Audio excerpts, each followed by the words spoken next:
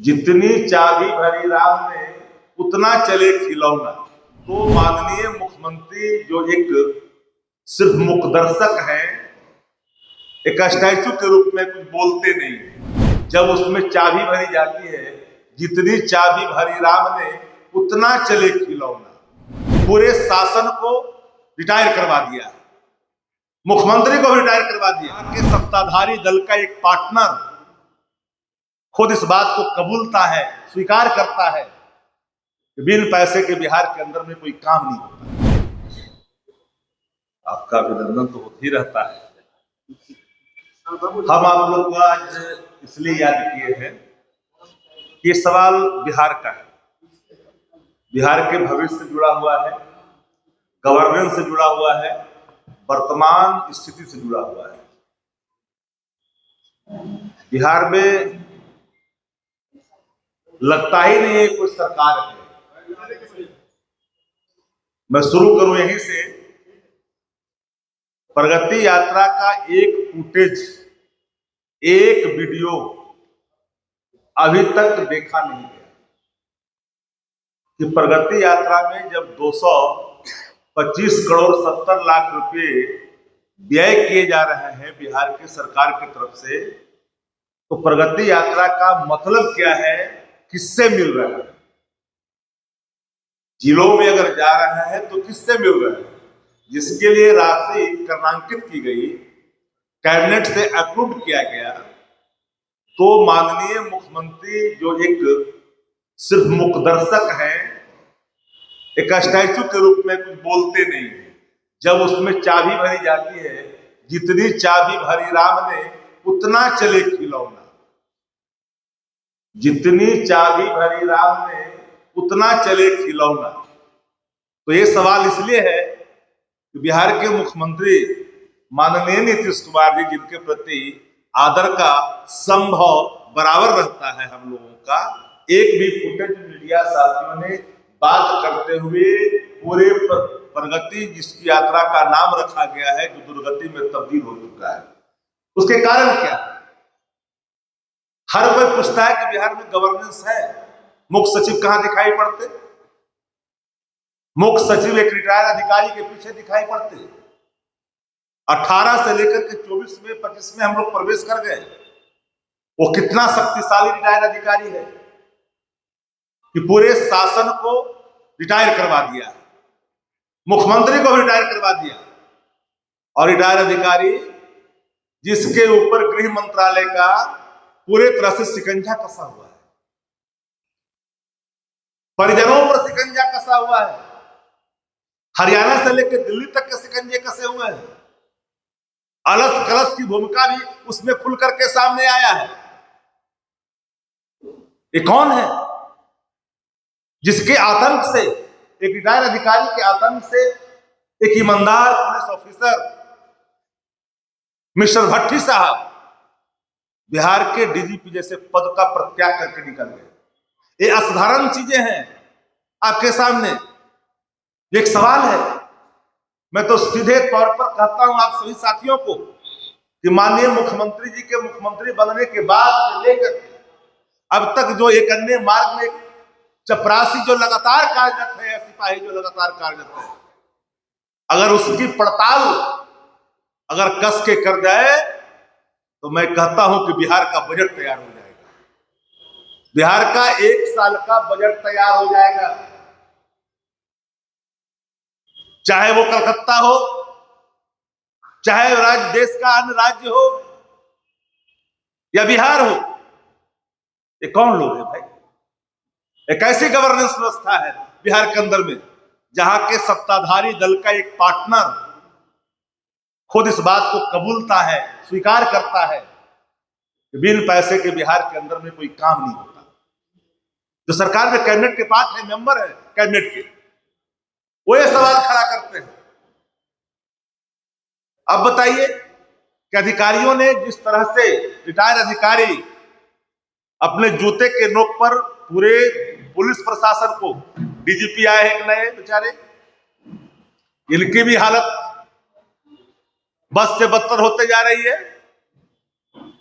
ये डीजीपी जो बिहार में आए हैं, उनकी भी हालत क्या है, बस से बदतर होते जा रहा है, उनका भी कोई कुछ नहीं हो रहा है।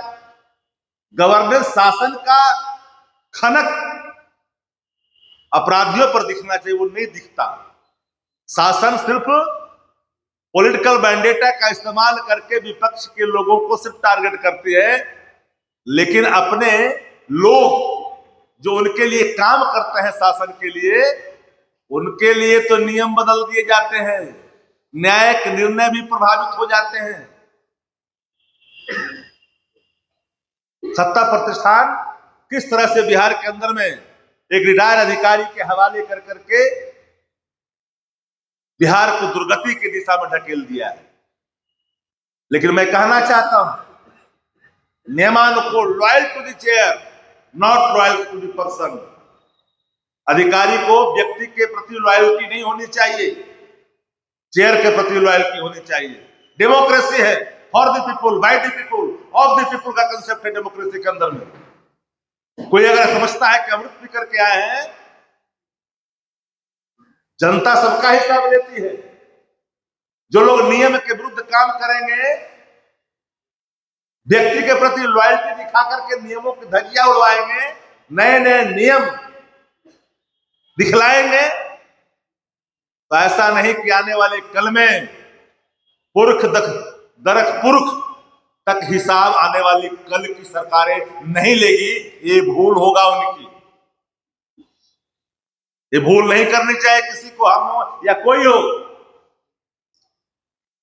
इतनी शक्ति निहित नहीं की जानी चाहिए। एक क्या कारण है भाई, मैं सबको पता है कार्यकारी व्यवस्था ने क्या क्या रंग खिलाया है, क्या क्या गुल खिलाया है पिछले 15 दिनों के अंदर में।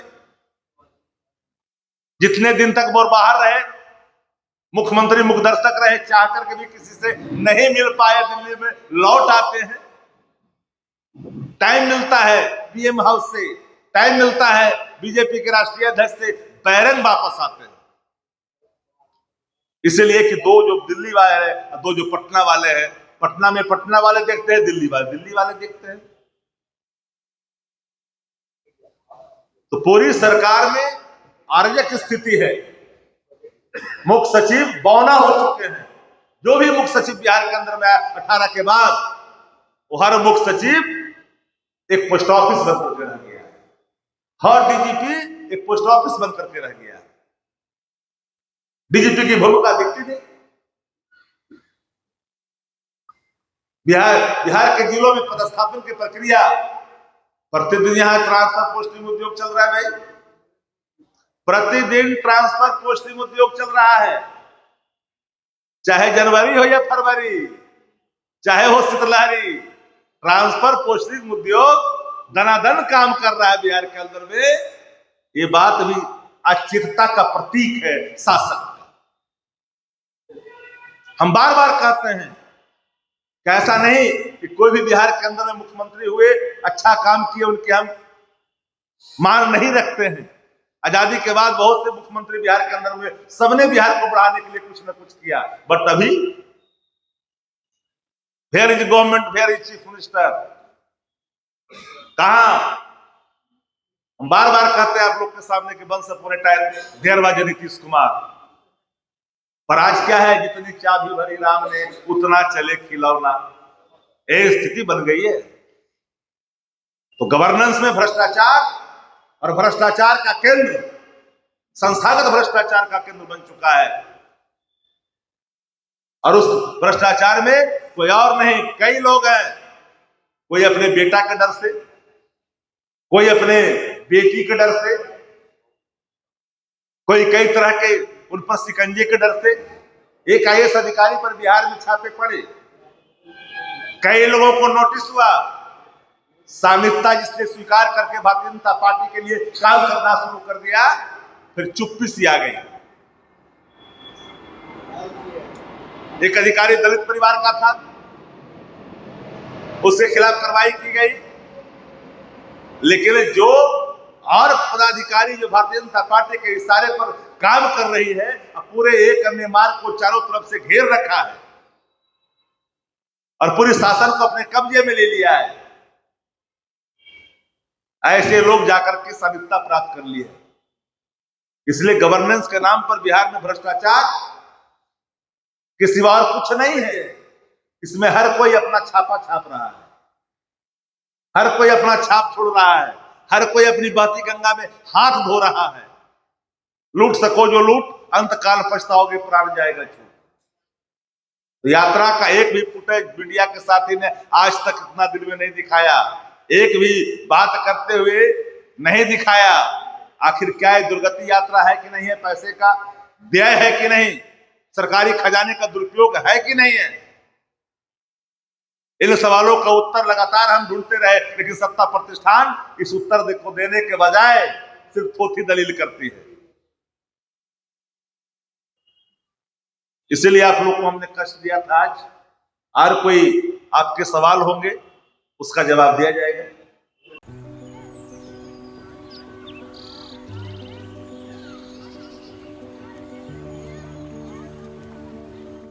एक बात बतावा, तू हमेशा बड़े बाजार से होकर घर काहे जात बार?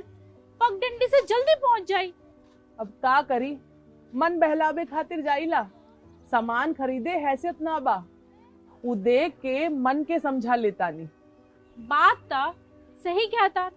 कभी कभी सोचे तानी पैसा रही ता राहुल खातिर टिफिन, ओकरा पापा खातिर जूता और गुड़िया खातिर रंग सब ले लेही।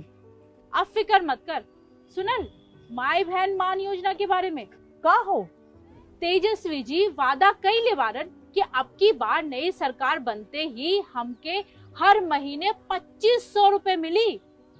अब दिन बदल जाई। अरे वाह, मतलब सच में दिन बदल जाई। माई बहन योजना, महिलाओं की समृद्धि, बिहार की प्रगति।